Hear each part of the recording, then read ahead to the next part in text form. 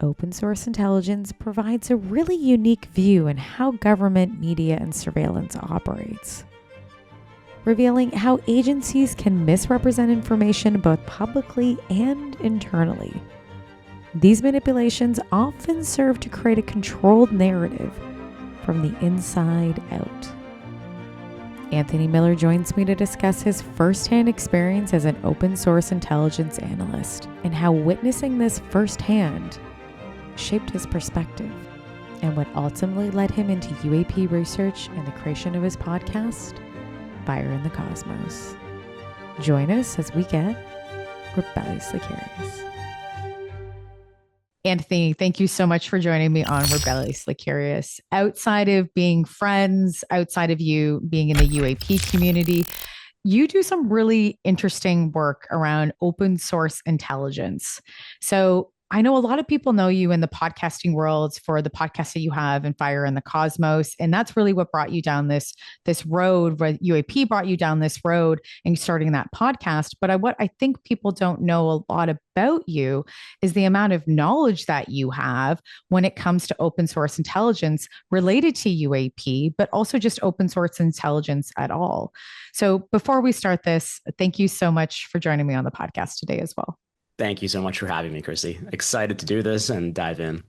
Me too. I am as well. And it's nice to be able to have another podcaster because I don't always have podcasters on the show. I've had filmmakers occasionally, but I usually talk to academics in many different degrees and scientists. But it's nice to have somebody from your perspective that understands podcasting to have a discussion, but also to talk about open source intelligence, because I think it's so fascinating. So even for me and for other people that don't know, we understand maybe what intelligence is and what intelligence means when it's related to government intelligence. But what is open source intelligence? Sure. So open source intelligence is one of several modalities or types of retrieving intelligence. Intelligence is just, information that can be used to improve situational awareness. And in the US government, there are several types. The most commonly known one by the general public is human intelligence, or humans. And that is like, your typical James Bond or Jason Bourne type spies. The ones who are on the ground, trying to retrieve intelligence and interacting with people face to face. There's things like geospatial intelligence, which is looking at satellite data and imagery. There's signals intelligence, or SIGINT, which is like what the NSA does, the National Security Agency. That could be like tapping phone lines, like the stuff that Snowden leaked. That was related to signals intelligence primarily, and retrieving information that way. What I did, open source intelligence, or OSINT, is retrieving information from publicly available sources of information. So that could include, usually includes traditional news media, whether online or print, as well as publicly available social media. So open profiles on social media. That can be applied either for, national security related purposes, for government customers or clients, or directly through the government. Or it could be done by, various corporations for corporate interests, to gather information on competitors or to get an idea of the market. So in your capacity, were you working with a specific party? Were you working with, it was so funny, I was going to say conservatives. I'm such a Canadian. It's the first thing that came to my mind, which is surprising because I think I'm reading more American politics than I am reading Canadian at times. Democrats or Republicans or any other political related party, are you working with them directly or is this indirectly? What I did work at was a few government contractors over a span of 15 years. Basically fresh out of college. And it really depended on who those contracts were with. So these are private companies that have contracts that give them, a mission, guidance, and direction in terms of the work that they need done. And in my case, those contracts have spanned from various government U.S. government departments within, let's say, DoD to State Department. That includes various embassies, U.S. embassies around the world and their diplomatic missions, as well as uh, the State Department has certain bureaus that cover parts of the world. So we've worked with a few of those bureaus, all the way to, in some cases, a few private interests. For example, we had one contract with a like a group that it was, I think it was like an association comprising several U.S. healthcare companies, and this organization like represented their interests.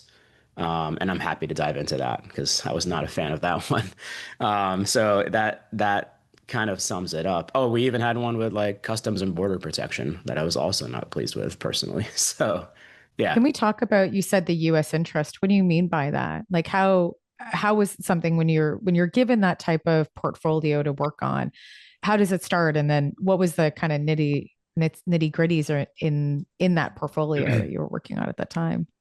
Sure.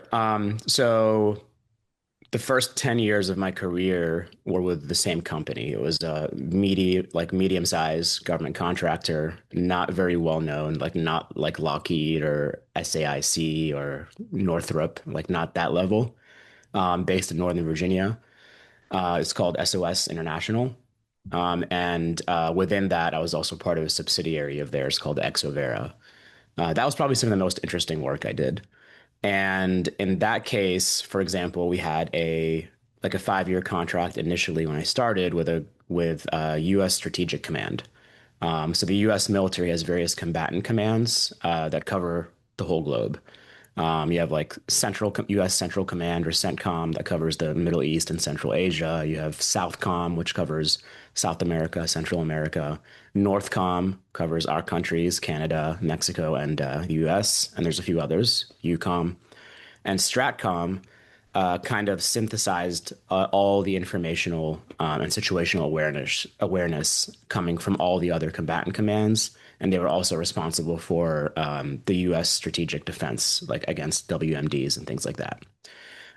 So that contract, we were mostly focused on synthesizing all the information from the globe, basically. And we had analysts, myself included, covering at least one country around the world. And that depended on your foreign language abilities. And in my case, I had some French language skills out of college. Keyword had, past tense.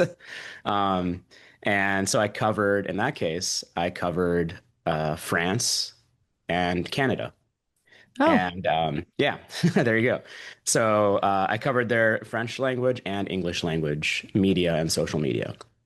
And our interests, or the government's, the prime customers' interests in the contract with Stratcom were national security related. So that was a very broad mission that could include anything that covers geopolitics, like economics, finance, politics, internal politics within those countries, all the way to any diplomatic issues or national security issues within those countries. So it was a pretty broad scope on that contract. And our goal was to, like, we had analysts that would cover real time news coming out of those countries. Uh, so if something important happened that warranted a flag, we would flag that and send it out as a news alert, like a news agency would do, for example. We would send it as a news alert to basically like an internal listserv we had to our subscribers, essentially, that were part of the government. And we would do that.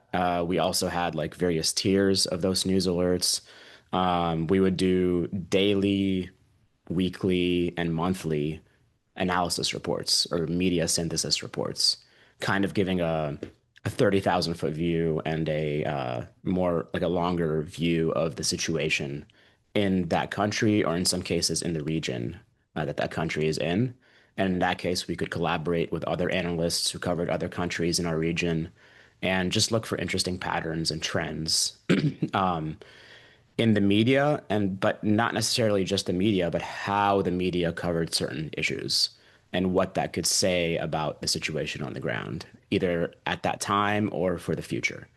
Especially as a Canadian, so what you're telling me is that an open sourced agency that is associated with the government, and it could have been either a political party or someone related into government, was looking at information that was happening within Canada. What year was that you were doing that for 5 years? That was 2009 until 2014 or so.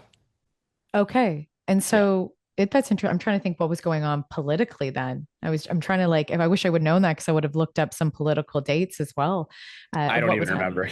Yeah, I don't Well, remember. it's interesting because Justin Trudeau was our prime minister then, but I find back to what I was saying is that you have the government that is then open source, especially with a sister in country. Maybe not so much now per se within governments, not with civilians, obviously, but with governments it's interesting to see that the government was hiring open source. You would think that they would be internally doing that or would have that communication consistently with the Canadian government so they wouldn't have to monitor Canadians and Canadian media and see how it was being directed to us and how we were being informed, but also then what was happening from a political perspective or just even from an economical perspective, even from a civilian perspective and climate and temperature and how people are operating within Canada at that time. So it's really interesting because you would think that both governments would be consistently talking about national security together because we're also part of NATO. Yeah, I'm sure. I mean, of course they are, but this is like, I mean, as an intelligence analyst, you're going to rely on your own sources and methods for retrieving information, and you may have like you may think that that's better than what that country could do. So it's not about thinking that the other country is necessarily keeping things from you or the other government. It's just maybe you trust your own approaches better than the other countries. So, yeah, that they would do that, and it would. It's not necessarily. It's not just about what the other government is doing. I mean, this is much broader than that. It's about getting a lay of the land. In some cases, for some countries, that could be more in-depth lay of the land than that own country may even know about their own politics, for example.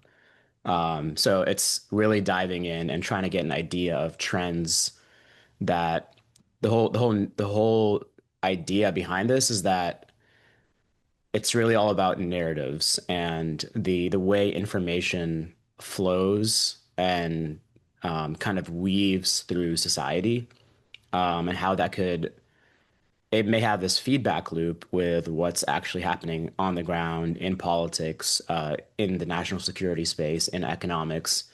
And sometimes that's not necessarily a one-way flow from the ground to the media, right? Right. There could be narratives that come through the media that then inform what happens on the ground. So it's really trying to understand that and get ahead of things. It's so interesting. I'm when looking at like I have to ask this now because I didn't know that you were monitored in Canada. When you're looking, from American perspective and you're analyzing the misinformation and disinformation or just analyzing the landscape and how Canadians are perceiving what is being told to them from all different media perspectives, social media, news media, consumer media. We're looking at press releases and other types of corporate announcements. How do we differ then? How do you see those landscapes differ between Canadians and Americans? I felt like their general traditional media landscape compared to ours here in the U.S. Seemed more reliable, more reliable and less biased, less tainted by certain biases. For example, I remember like you got the Globe and Mail, We do. and so the first things that we would do like as analysts in these contracts is we would do like a source identification, and then source analysis. So we would dive into the country that we're monitoring, check out their full media landscape, get an idea of which sources are credible. We would kind of tag them based on levels of credibility. We would tag them on biases, political biases and leanings. We would tag them on, in some cases, like readership and reach to the public. Huh. So we would have all of that metadata kind of set and then decide like how to approach it as we start the work. So for example, I remember like the Globe and Mail was kind of conservative or right leaning, but still reliable. They provide good information. I remember, now I'm forgetting. Was it called the World? CBC? There's CBC. There was like Yeah. a more leftist leaning outlet in Canada as well, like a competitor to the Globe and Mail. I forgot what it was called. Um, We have the National Post, who's the other one. yeah, the National Yeah. Post. Yeah, there was that. There were a few others, Macmillan's, I think. Oh, oh my gosh, McLean's magazine. Yeah. McLean's, yeah, yeah. I remember that one was really well informed. So we would like look at that, and as we are analyzing the situation, we would take into account the sources themselves, right? Their biases and their credibility and legitimacy and their reach to inform our assessments. That's interesting. So is there an overall goal then? If you're looking at, why would someone want to do that? And I know we've kind of touched on it a little bit, but like, for example, for Canada, why would that contractor, there has to be something that they are informing themselves in that climate. Is it because of economics, or is it because there's manufacturing that might be associated with this, or that how a political party might be relaying their information when it comes to, let's say, a political ideology that they're trying to push, and it could even be propaganda, to see how Canadians are picking it up. The reason Yeah. why I say this is that we do have this trickle effect that happens in Canada, right? We see Canadians that end up having some American ideologies that have come across the border, but it does take time. It takes about, 3 to 5 years, we see where it does penetrate us, or we have certain groups that are from left or right leaning and extremist ideologies that will come in Canada, and they will fund American extremists in either side will fund those campaigns, and then it will affect Canada, and then it changes our ideology. So what is that goal? Is that Yeah. one of them, to see how one ideology, how long it will take to be able to penetrate one society or group of people? Um, so I guess you kind of have to get an idea of how the work that we did, how it fit into the flow and kind of the methodology of For sure. how this works in the US government at least. This is kind of the first step is gathering this information. That was all that we did. And then there's analysis. So we would do the gathering and the analysis. And that was very broad, right? We would have a certain mission, but within that mission, it was pretty broad. And we would send that to the customer. The customer is the prime owner of the contract who paid us and gave us the mission. Whether it was a government agency or department or an embassy, or whether that was a corporate interest. And what they did with that information, we would usually have no idea. So how Oh, they use that's that interesting. information is not part of our scope of the contract. They may come back and ask us certain questions about things, and that may kind of give us an idea of why they want to know that information, but it would just be guessing. So, and it They wasn't about a specific. compartmentalize it then too, Oh in the yeah, same, yeah. yeah. This was an unclassified contract. Like us analysts, we did not have clearances on that contract. Open source is one of the, because it is publicly available information, you're not looking at classified systems, right? So there was a 2 year span when I was a project manager. Later on, around 2017, I think, when I had to get a secret level clearance, which is one of the lowest levels, just to be a project manager. But as an analyst, we did not require clearances for those contracts. So yeah, so what they did with that information was up to them. Um, but you could kind of get an idea depending on and it kind of cuts across administrations, right, and parties, because this is the U.S. military or the U.S. State Department. Um, Obviously, the president may have some control and power over what they're doing with that information, but that's not always the case. It depends on the administration. That's interesting. It's so wild. I didn't, yes. These are not even questions I had written down because I actually was more intrigued because I find it interesting when you have other people spying is really what it is. It's kind of like mild spying, right, on another country. And not saying that Canadians, we're reading our own media and we're also reading American media consistently all the time. So you could say it's similar, but we're looking at it from a different lens. Not the average person is looking at it from a propaganda lens or from a misinformation and disinformation lens. So when you Yeah, were doing, sorry yes, for yes, that go ahead. work. Yeah. For that work, it wasn't, we weren't even looking necessarily at, for that contract, we weren't even looking for propaganda or really analyzing like narratives in the media to get a sense of whether it was disinformation or not. That came later, and I'll get into that after this. But that, honestly, I would compare that to, it wasn't like, it's better for the public, like rather than thinking of it as spying on another country, that is essentially like having a team of journalists, right? Working for the government and doing journalism with a broader reach on like about other countries and sending their reports, their articles, if you will, to the government. Yeah. So We, in that's a, essentially what it is. yeah, in a public relations perspective, we call that like tracking a journalist. So we do the exact same thing. Outside of the stuff I do with the debrief and other media related elements, my background is public relations. So very similar. Like I would follow a journalist. Like I would know some journalists beat all the way down to things they didn't like. Like if they didn't like a specific, like one journalist I knew here who didn't like raisins. So, and I specifically, knew down to like, yeah, nuances of things they liked and they didn't like.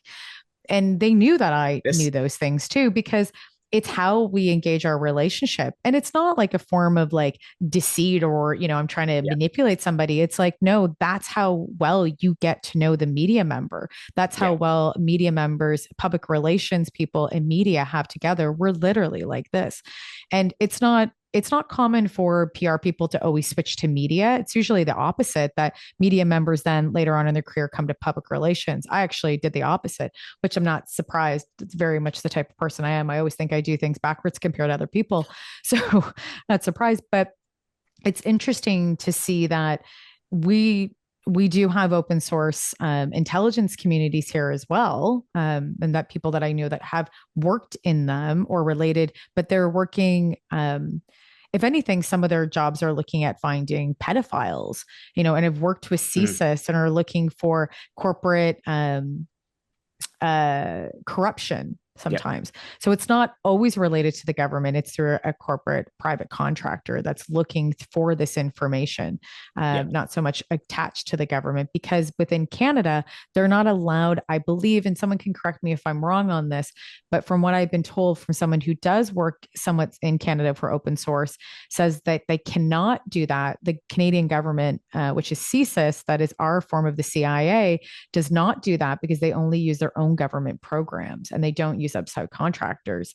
Mm. But occasionally, the CSIS will call one of those outside contractors if they can't find the information because the government doesn't have the best systems up to date here in Canada, which is Mm. really sad to know. And when I did hear that a couple of years ago, I was really saddened about that, Yeah. that they have to call them, but they ask them to do them a favor so that they then don't have to pay them. There's no exchange of information. So they do Mm. exchange favors with one another.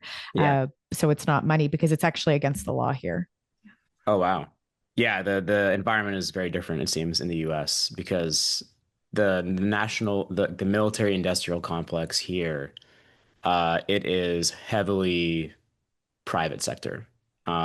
Most people may not know that, but most of the work that's done with, you know, especially intelligence, some security, and national security stuff, but intelligence work is usually like, I don't know the numbers, but I think like the number of private sector employees in the intelligence space.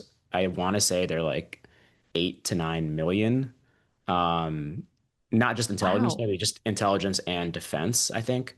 And then the actual federally employed workers are something like 1 to 2 million.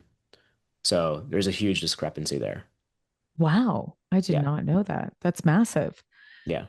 So, how has open sourced intelligence shaped the way that you view UAP now? Or how and how maybe you got into the topic, I believe, was through open Sure. source intelligence.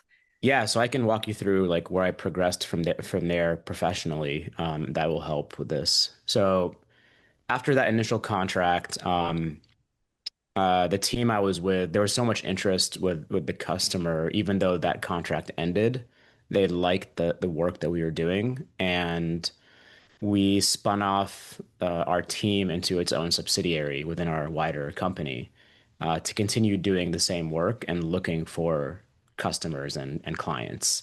And so we started selling the services that we were providing in more specific ways. And in that process, we're trying to figure out how to be competitive in the market as a private company and a startup. And we started looking into the notion of narratives in the media and with an understanding of how important those are for everything, right? For everyone's idea of reality essentially and what's going on in their countries or in their specific fields. So to get ahead of the game in the market, we basically looked at ways to develop in-house techniques to identify and monitor and track and analyze narratives in the media. And we did that in conjunction with human analysts like myself, and implementing certain early like machine learning based models. This was before the AI era. So just using different like large language models and vectoring. It's not my area of expertise. But I worked with the developers on that as an analyst and eventually as a project manager to see how that could best complement the work that the human analysts were doing. And in that process, we began to look at uh, propaganda or misinformation and disinformation. And that kind of gave us a leg up on others in that space, other companies in that space and what they were doing. And we really made it like a mission of ours to try to see how these narratives may spread from the media to the public, or vice versa. And for example, we had one contract with the State Department that in which we were monitoring Russian disinformation narratives in the Baltic states. Um, so that was Latvia, Estonia, Lithuania, as well as Moldova. And this was in like 2017. This was before the current invasion into Ukraine. So we did that because a lot of those countries in the former Soviet states have large ethnic Russian populations.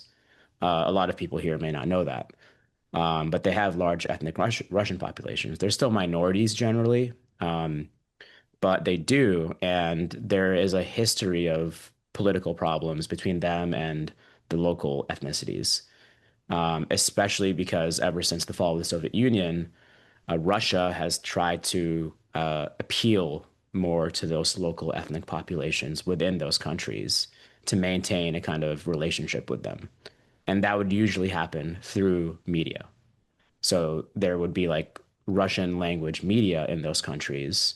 And oftentimes it may be opposed politically to more Western leaning media in those countries. So there would be this kind of tug and pull taking place on the local population between Russian leaning media and narratives and Western leaning media and narratives. Not to say that one was better than the other, because both would have their own propaganda, right? And misinformation in some cases and disinformation. But for this contract, our goal was to look at what narratives Russia may be employing through media and social media in those countries to try to get those populations more on their side politically, because that would be kind of the initial phase for any future geopolitical problem that may arise or invasion, right? That may be the groundwork to provide kind of the arena that could be amenable to Russia coming in a more overt ways, because they would have the environment would be ripe for it, if you know what I mean. Yeah, that makes sense. So yeah, so we were doing that, and the first step was identifying narratives in the media. So we would look at and try to see, what topics and issues are being discussed, but more importantly, how they're being discussed in comparison between the Russian leaning and Western leaning media, and in some cases neutral media. And that would give us an idea of like, what may be coming out of the Kremlin to try to pull at the hearts and minds of the locals, and then look at what may be coming out from the West to do the same thing. And, I'm trying to think of an example off the top of my head. Yeah, so and we saw this play out with the Ukraine invasion. Um, a common narrative tends to be coming out of the Kremlin into these Eastern European and Baltic states tends to be, uh, you know, uh, your the locals are Nazi supporters, right? They harken back to the World War II era. Um, that the local government and your leaders are Nazis, and because since World War II, there was the divide between um, the Nazis and communist Soviet Union. So they would kind of pull at that narrative and see what could shake out. And in some cases, some of these countries may have actual like remnants of far right extremists from the Nazi era, either in their politics or in their communities.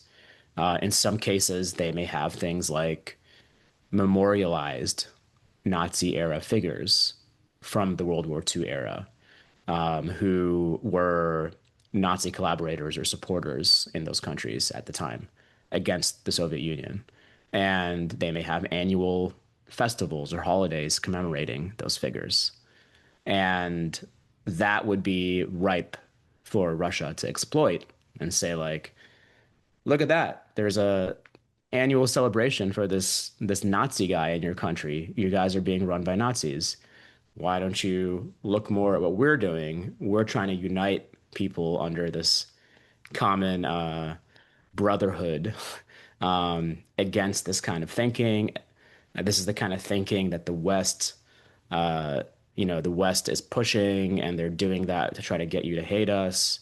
Like these are narratives, right, that could play out. Very simplified here, but we did see a lot of that.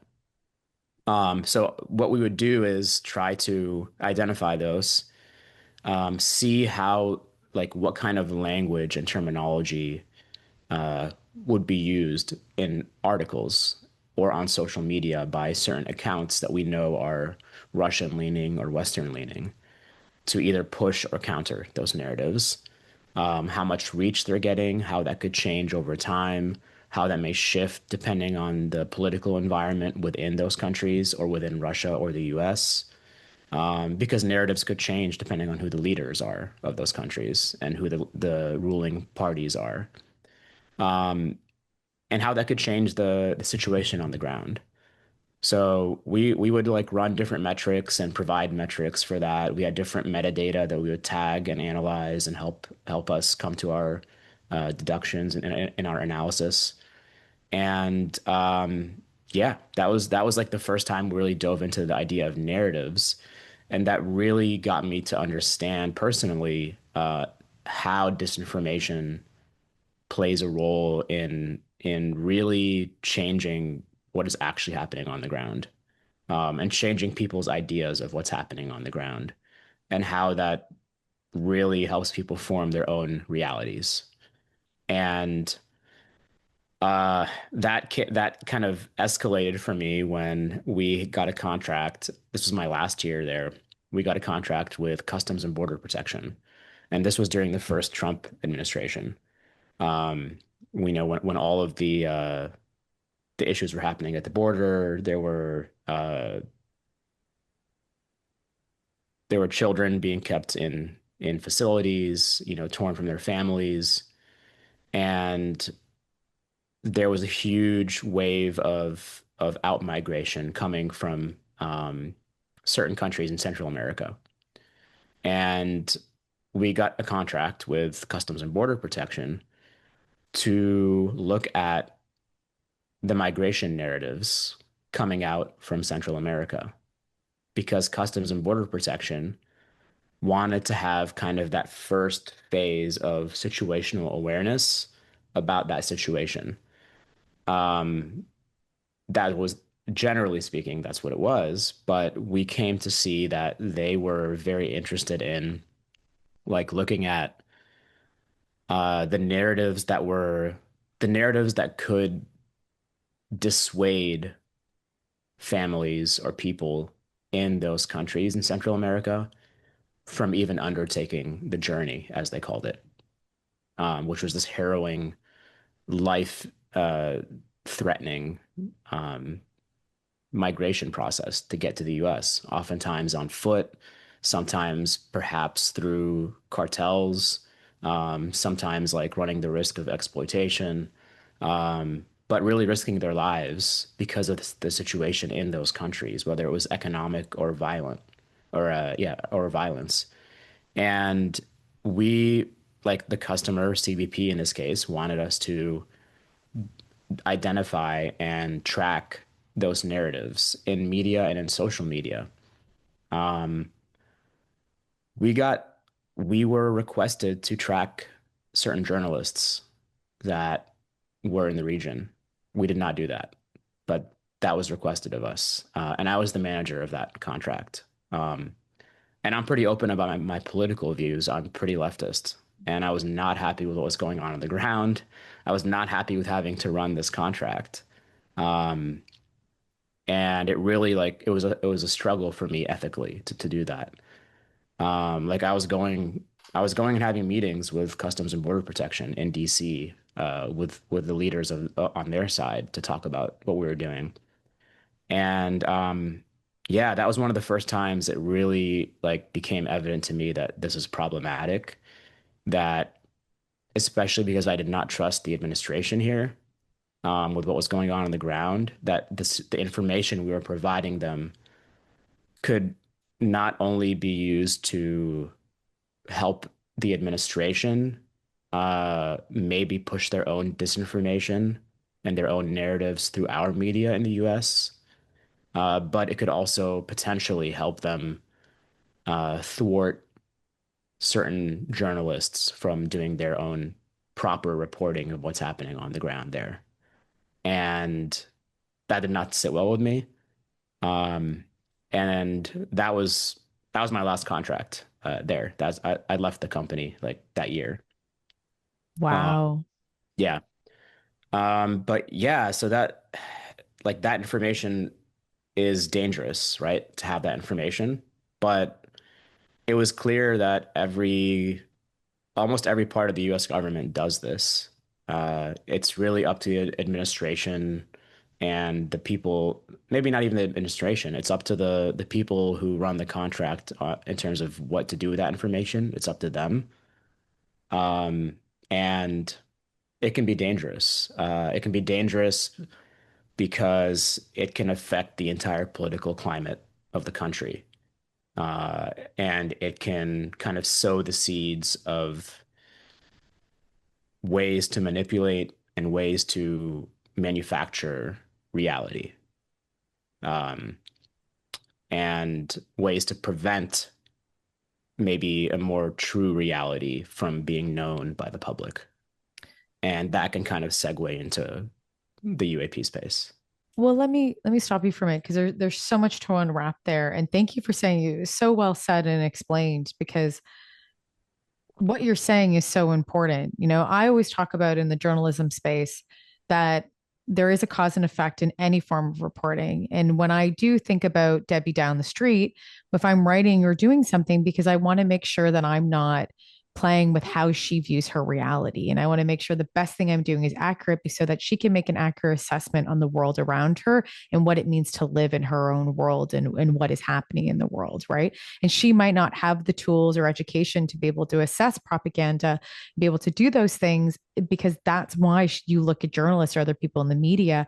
And unfortunately, it's becoming independent journalists that are really pushing these narratives of truth and transparency because there's a lot of corruption that happens internally in media houses and adjacent to government and persuasion as well. So there's two things I want to ask you. The first I'll ask you if answer maybe in two parts. Is there anything like were they asking you to do unethical things where you were like, I don't agree with what I'm doing in this contract?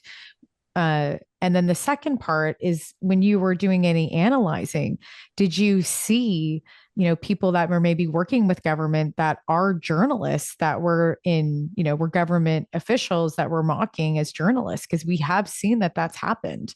And they were putting misinformation and disinformation into the media landscape because we could talk about a lot of people that potentially that are working at the New York Times or the Washington Post or so many other places in the Wall Street UAP Journal. space, Wall Street Journal, that and not saying that everyone's not credible in those spaces because that's not true. Every journalist is different, every media outlet is different, and every journalist might have to be fighting against a bigger system, right? So it's not everybody. And I hate how we blanket that, and it gets blanketed a lot because there are really wonderful journalists.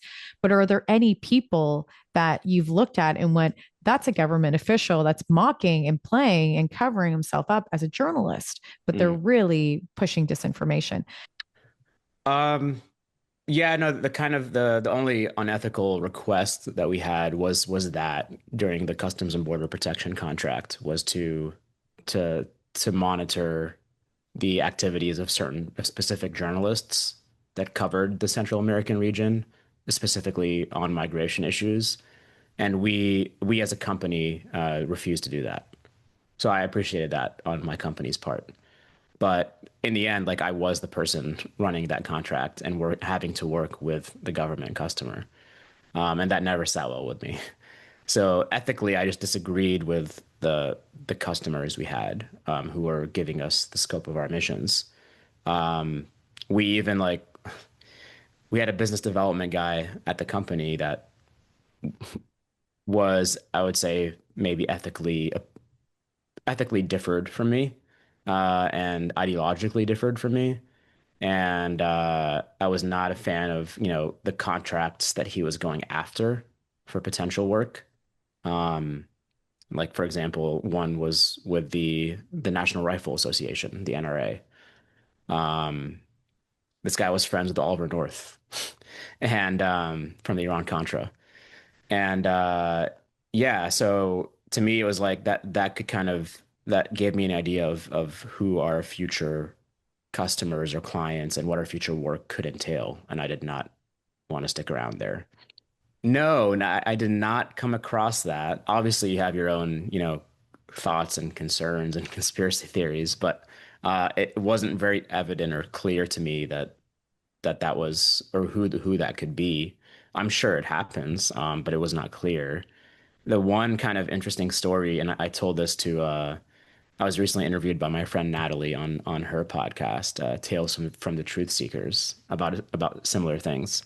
And I told her the story that I'll share here. So this was at the same company, yeah, the same company. We had a contract with I'll call them out. We had a contract with U.S. Africa Command. So this was one of the combatant commands under DoD. And this is one thing I forgot to mention that's important. So our contracts usually were with the public affairs sections within these government departments and agencies.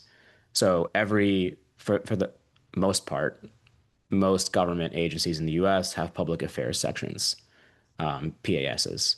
They have public affairs officers within those. And so whenever you and they're in charge of like the communications and messaging that comes out or comes in. And for example, in the UAP space, people know the name Susan Goff, right? Very well. Yes. Usually she's cited as like Pentagon spokeswoman or spokesperson. So whenever you see the term spokesperson from any government agency within the US, they are part of the public affairs section of that agency. So, like her office, for example, would be who our contract would have been with. And they're the ones who have the primary interest of understanding the media and narrative landscape because it's their job to leverage that, right?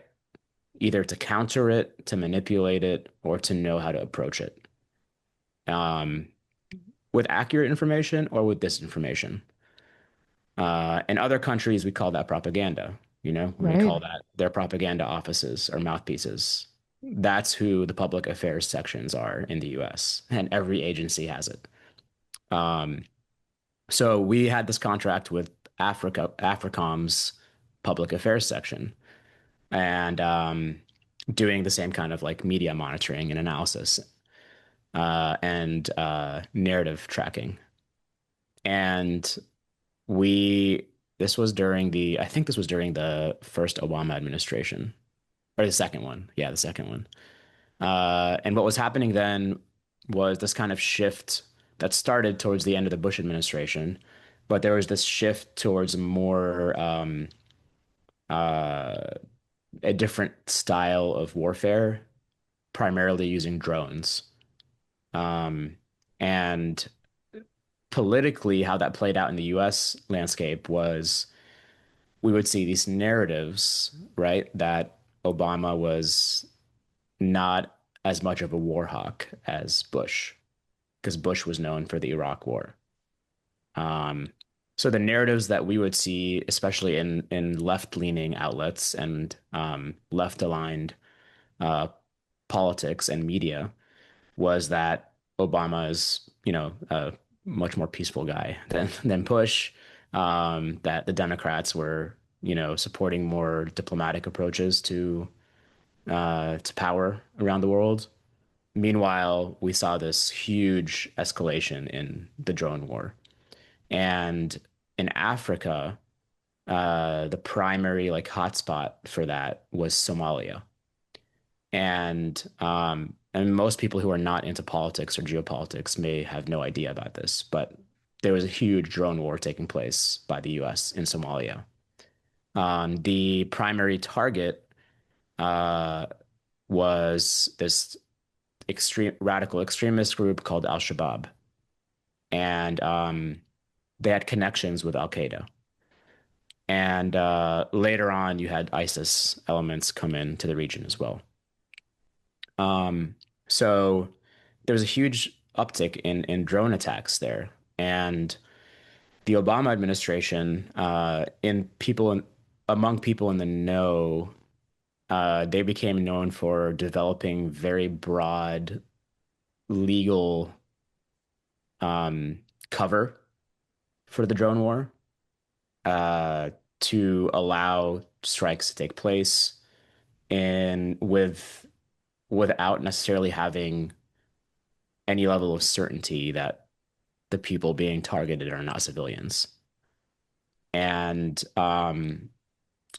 if I'm going to get this wrong, but like a certain term was developed uh, for people on the ground of enemy combatants. That was the term used. And sometimes you would see that cited by Pentagon spokespeople, right? 16 enemy combatants were killed in a drone strike in Somalia. That was like a common bluff or headline that you would see after a journalist spoke with a Pentagon spokesperson. Um, and the definitions legally that were provided as cover for the administration for enemy combatants were very broad and essentially was like anyone over anyone that could be of fighting age, like a male that could be of fighting age, basically. did not even have to be armed. I think it was like over the age of 16. I could be wrong about that. Um, but that essentially gave them cover to be targeted, to not have to have like certainty that they were not civilians. So yeah, so that became the way things worked. And we would see this all the time in Western media reporting, where Western journalists would go to a Pentagon spokesperson or to a spokesperson out of AFRICOM's offices and get a few quotes from them on what happened with the strike, and they would say just that, like, X number of enemy combatants were killed, and that's about it.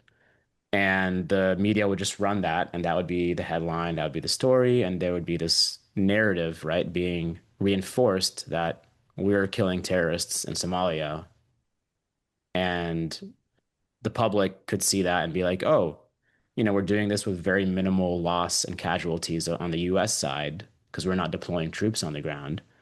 That could be a good thing. And we're just launching these drone strikes and protecting Americans. These are narratives, right? Oh, for sure.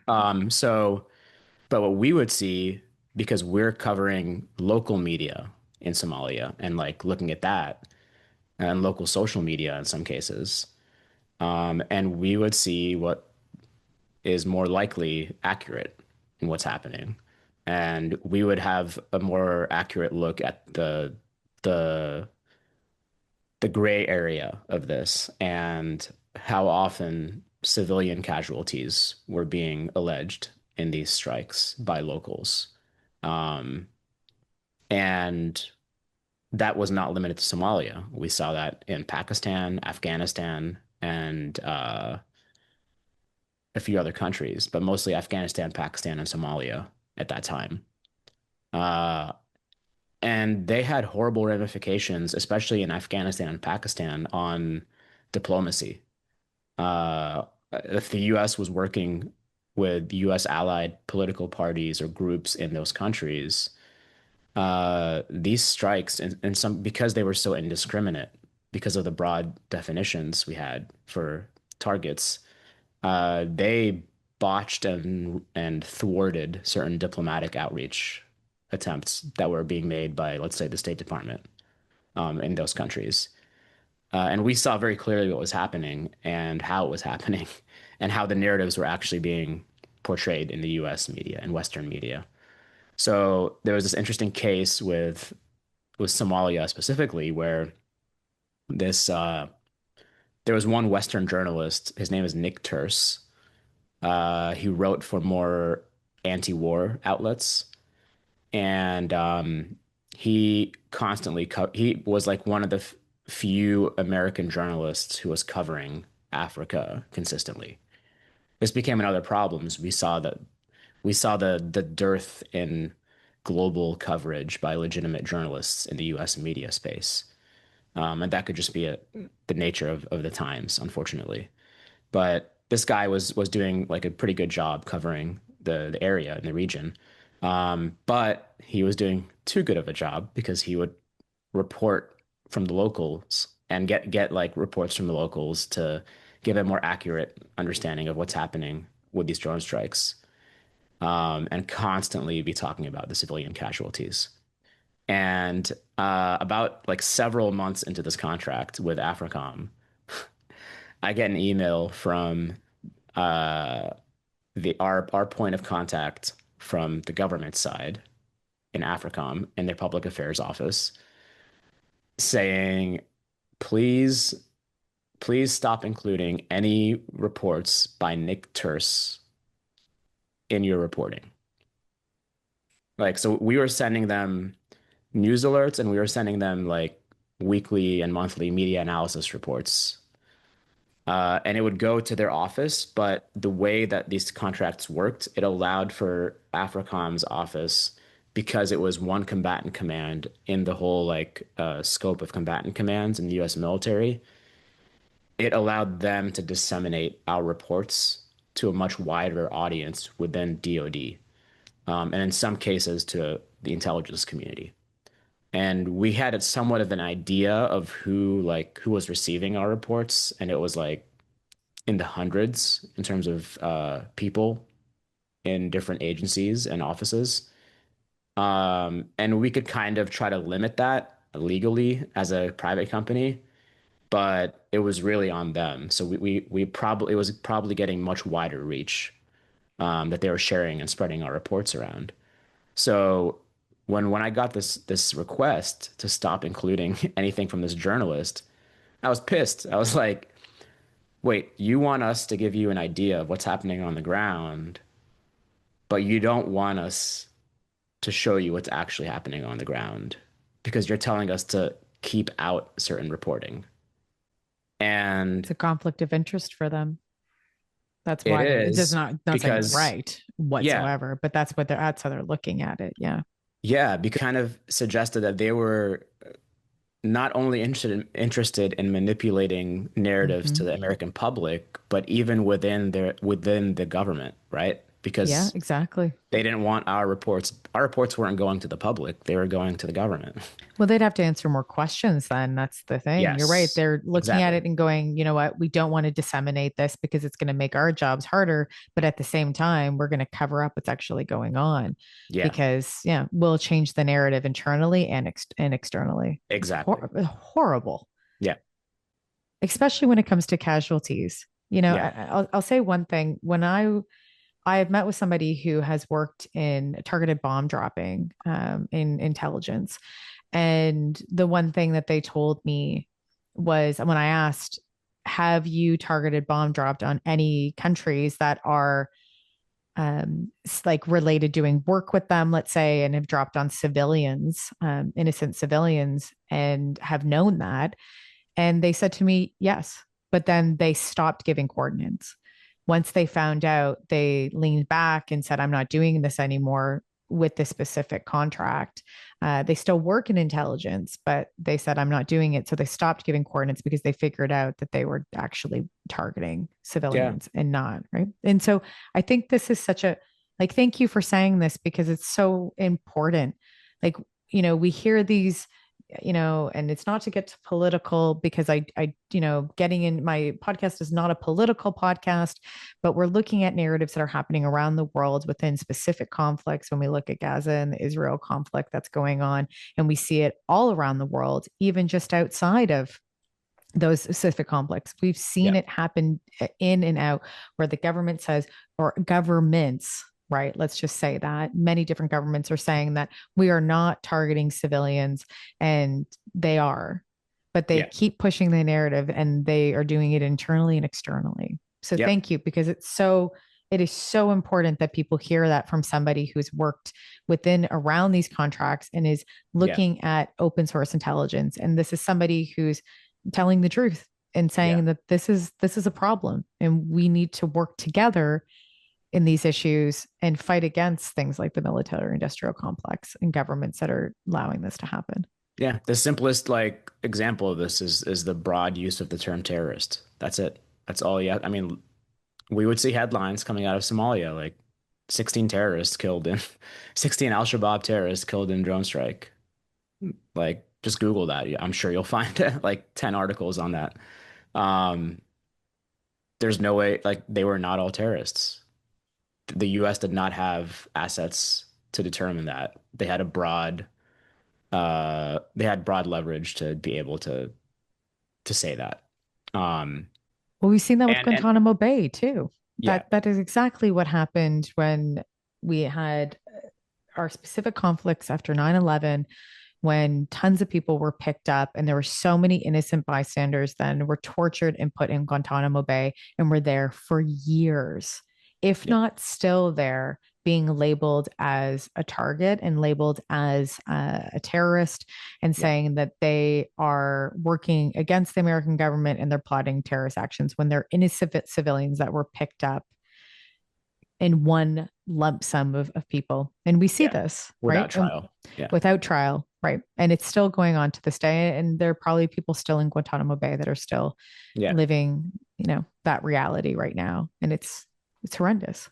Yeah. And the other important piece of this with journalists is you have to understand access, right? And how important that is for journalists in the US, especially to certain offices of the government, depending on the administration.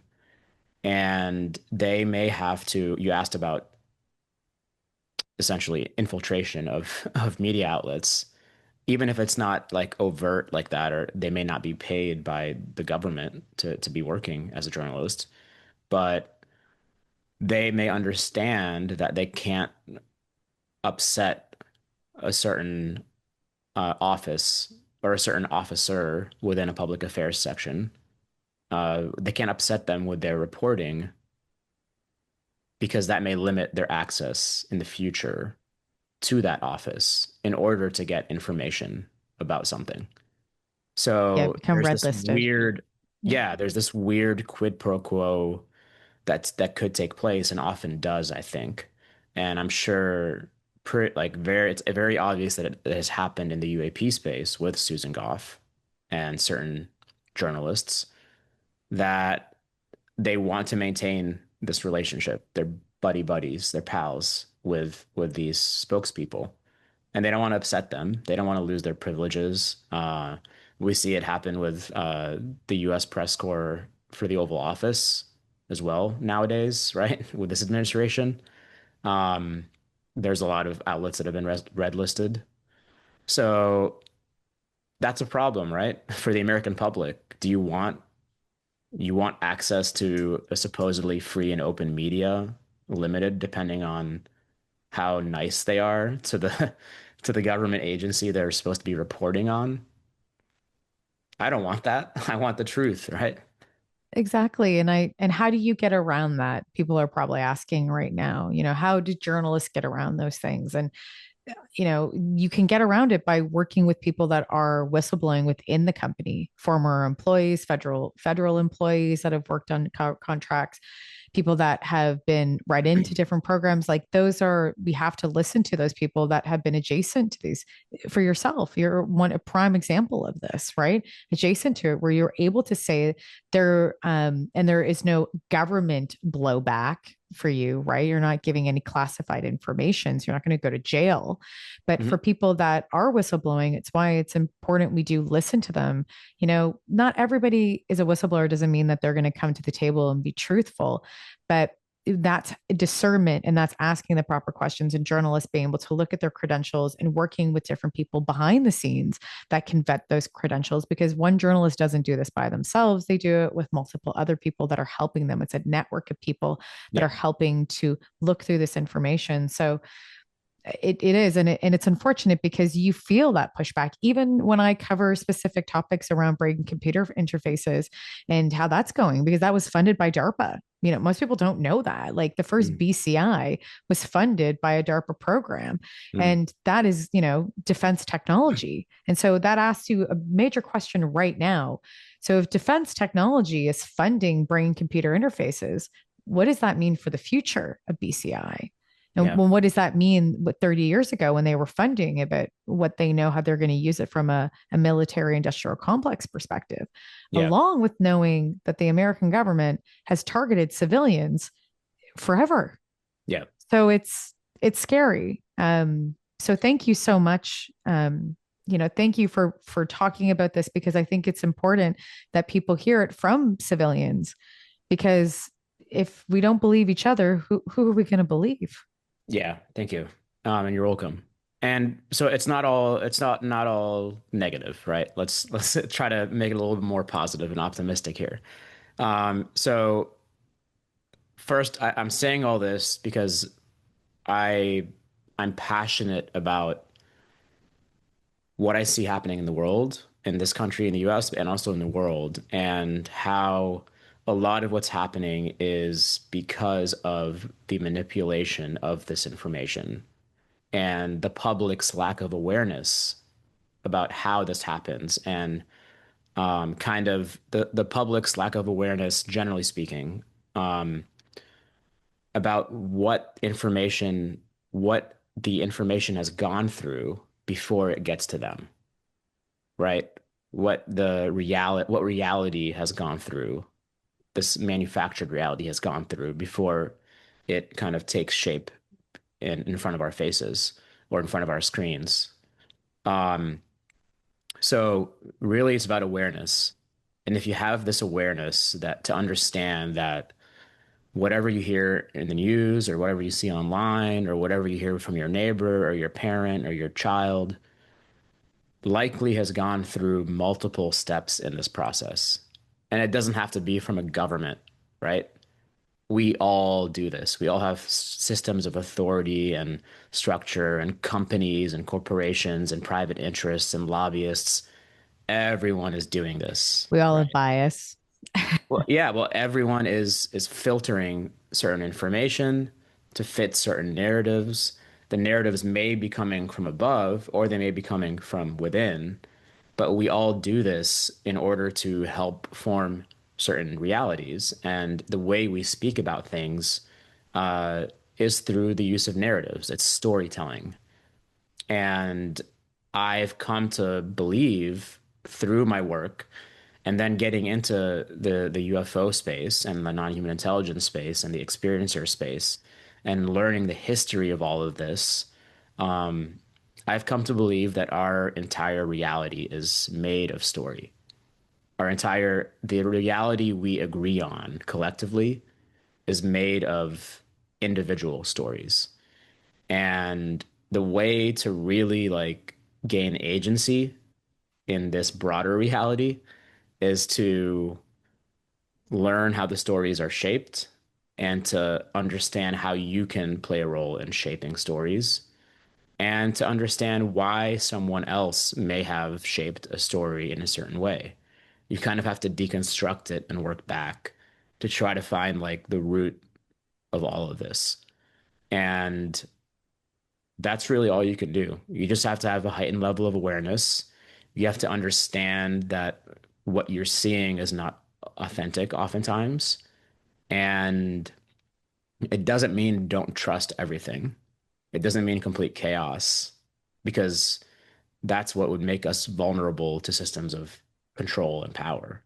And I think that is how some disinformation works. It's meant to create this space of complete and total distrust of everything. Um, that's not the answer. Uh, the answer is not to be a complete conspiracy theorist about every single thing. Right. It's about to try to understand how you can play a role in that and having that agency and taking in as broad of a informational space as possible. Like diversify and disseminate your sources, regardless of political viewpoints, regardless of mainstream versus independent. Diversify it as much as possible. That's what you have to do. You have to unfortunately do what I did in my profession. Like we all have to learn how to do that nowadays because it's getting worse and worse. I agree. And I've said this a lot, and some people agree with me and disagree, but when I look at narrative, I also look at words and how we put what words do we use that have power behind them, right? What lexicons are we using? Every system has a lexicon, a government has a lexicon and that they go by. The military industrial complex specifically has a lexicon they go by, using words like clean bombs when they're talking about a nuclear bomb, because it takes away the feeling, it takes away the impact it gives you when you say something about a nuclear bomb, because you feel a certain way when you say that word. You know the devastation it's causing, but a clean bomb sounds very light and more refreshing and Yeah. doesn't give the context of mass destruction and killing civilians or just generally mass killing. Yeah. So the words that we use have so much power. And why I say that I have tried to stop using words now when I do this podcast or when I'm talking on social media that are specifically related to countries and names. Instead, I will use systems and I will use government officials and I'll use things like the military industrial complex. And I will use specific people's names that are doing that type of devastation and causing the problem because it's not the civilians, it's those Yeah. people and the systems that are running it. So I think we need to be more open minded when it comes to stopping that the understanding that there is this division and they're trying to separate us and realize that, like you said, they're using narratives to do that, but they're also using words, words like Yeah. spirituality, words like awaken, words like even transgender. All these words are making people so upset and they're just words. Yeah. They're words that we make up and they're words that we use to identify things, but they shouldn't have that much power. And we give them power when we do that. So taking away that power is by removing those words or referring to them in different ways or understanding that first of all, so you don't give them the power to be upset about Yeah. that. This whole word I'll use, for example, woke, right? Like it doesn't Yeah. even Yeah. mean what the mainstream means trying to or people within left and right extremist groups are saying it is. It's like we should not even be giving power to that. So I remove that word out of my own lexicon and use other words in replace of it because I know how much impact it does have on people. And then Yeah. then it causes more division. I'll So give you an example. Like yeah. in that the recent interview with my friend that I mentioned, we were talking about all of this, and I mentioned, like I did here, I was upfront. I mentioned that I'm pretty leftist in my own political views, and I love my friend, but her immediate response was like, "Yeah, but you're not an extremist, right?" I was like, yeah, that's the word. Words have power, right? Because They that do. is words form narratives, and Well, and they're made up terms. We make all of these things up. If our narrative is a construct, then our words are what creates those narratives, and they're constructs as well. And we put so much power and we give so much power away to people when we define ourselves in those boxes. Because, like, for someone, and people are like, Chrissy, like such an optimistic thinker, but we all live on this damn bloody rock. We all bleed. We're all the same people. We are a human race, is what we yeah, are, that is made up of different races on the planet. But we are really one race at the end of the day. In the broader scheme of the cosmos, in the broader scheme, we are a human race. So we should start acting as a human race instead of and understanding that we have differences among our human race, but they should be praised and accepted, and we move on. And yeah, we're not always going to agree, so we can agree to disagree, but we don't need to be violent while we're doing it. yeah, and that. I don't know if you'd like me to get into a bit about how this fits into my current views on the situation in the UFO space and NHI, but Yes, for sure. um, I totally agree with what you just said because to me, I've come to land on a very non-dualistic approach to reality and to consciousness, and I do believe we are all interconnected, but not just physically. I believe we're all interconnected in consciousness, and it's not just humans. I believe it's a cosmic thing. And I believe that our problems right now in this world and in certain countries is this like how it's the way we have it's our reductionist binary approaches to identity and to relationality with others, right? The self Right. and the other. And that's different for different people. It may be some people it doesn't extend beyond their family, this othering. For some people, it doesn't extend beyond their religion. For some people, it doesn't extend beyond their political party or their country or their species. So what I think the UFO and non-human intelligence phenomenon is trying to teach us, at least the ones that have our interests in mind, is to shed and overcome the need to other. And because that need to other and the need to identify through like more reductionist approaches, to box in and compartmentalize and classify that way, which we do through our constructs, through our conditioning, through our manufactured narratives, whether they're religious or political or whatever, they create the foundations to other. And if we shed that, then we get a more authentic view of relationality and how similar another is to us, right? And maybe how closer we are to them. And I think that that is kind of the answer to all this, to where we are today as a species. We need to start thinking like that and shedding these constructs we have built with the help of narratives, in some cases our own narratives, that focus on othering, and that's the problem right now. It is. Thank you so much, Anthony.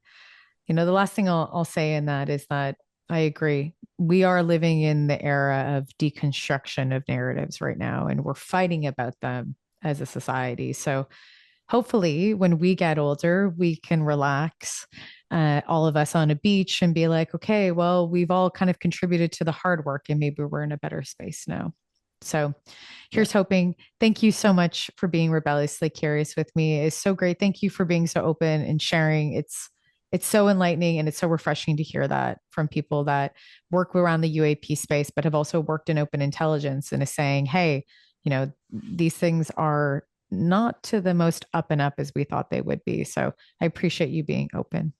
Thank you so much for having me, Chrissy. And yeah, for anyone interested, this is kind of the guiding mission we have through my podcast with Sinead, Fire in the Cosmos, and with the work that I'm doing for Citizens for Disclosure under the New Paradigm Institute.